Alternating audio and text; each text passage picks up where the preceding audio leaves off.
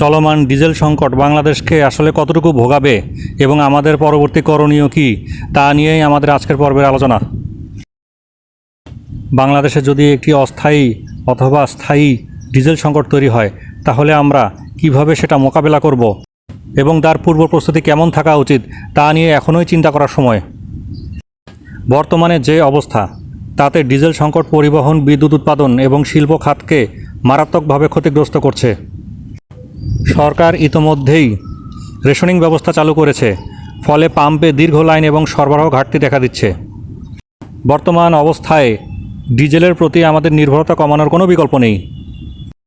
যেসব খাত ডিজেল সংকটের কারণে ক্ষতিগ্রস্ত হচ্ছে তার একটি হলো পরিবহন খাত।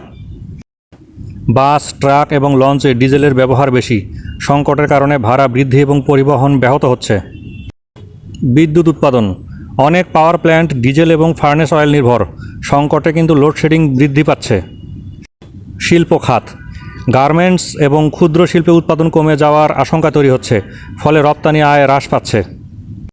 কৃষি, সেচ পাম্পে ডিজেল ব্যবহৃত হয়, সংকটে কৃষি উৎপাদন ব্যাহত হওয়ার আশঙ্কা তৈরি হচ্ছে। মানুষের সাধারণ জীবনযাত্রা, জ্বালানি দামের ঊর্ধ্বগতি বাজারে পণ্যের দাম বাড়িয়ে দিচ্ছে। এই সংকটকে মোকাবেলায় অবশ্যই স্বল্পমেয়াদী এবং দীর্ঘমেয়াদী পদক্ষেপ গ্রহণ করা জরুরি। রেশনিং ব্যবস্থা, সরকার ইতোমধ্যেই পাম্পে চাহিদার তুলনায় 10% কম ডিজেল সরবরাহ করছে। স্পট মার্কেট নির্ভরতা, এলএনজি এবং তেল স্পট মার্কেট থেকে কেনার চেষ্টা চলছে। দীর্ঘমেয়াদী পদক্ষেপের অংশ হিসেবে বহুমুখী আমদানির উৎস খুঁজতে হবে। মধ্যপ্রাচ্যের বাহিরে আফ্রিকা এবং এশিয়ার অন্যান্য দেশ থেকেও জ্বালানি আমদানির চেষ্টা গ্রহণ করতে হবে। নবায়নযোগ্য শক্তি, সৌর, বায়ু এবং বায়োমাস শক্তিতে বিনিয়োগ বৃদ্ধি করতে হবে। গ্যাস অনুসন্ধান এবং উৎপাদন, দেশীয় গ্যাস ক্ষেত্র উন্নয়ন করে আমদানি নির্ভরতা কমানোর উদ্যোগ গ্রহণ করতে হবে। সংকট দীর্ঘস্থায়ী হলে কিন্তু শিল্প এবং রপ্তানি খাত ক্ষতিগ্রস্ত হওয়ার আশঙ্কা রয়েছে। তাই এই সংকট মোকাবেলায় কৃচ্ছ্রতা সাধনের কোনো বিকল্প নেই। দেশবাসীর ঐক্যবদ্ধ প্রচেষ্টায় আমরা ইনশাআল্লাহ এই সংকট উত্তরণে সফল হব।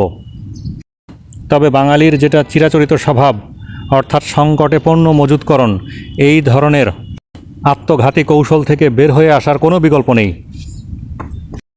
অন্যথায় এই ক্রাইসিসের মধ্যে ক্রাইসিস তৈরি করলে তার ফল সবাইকেই ভুগতে হতে পারে।